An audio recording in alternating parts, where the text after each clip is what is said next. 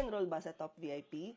Tutulungan ba kayo makahanap ng client? And this is what I always tell everyone, tuturuan, hindi kami ang maghahanap ng client para sa inyo. I want to make sure that we're clear there. Napansin namin, napakarami ngayong gustong mag-work from home. Ang daming gustong matuto kung paano magsimula.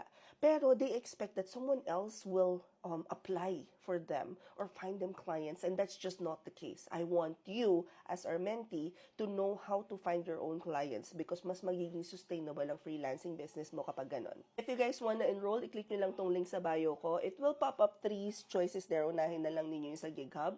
Pag open ninyo ng GigHub, it will provide you all of the details that you need to learn how to start working from home, whether it's free or paid. But if you wanna join the Top VIP, i-click nyo lang ito. It will open the form for you. Hope this helps. Comment any questions you guys have about working from home, follow from or work from home.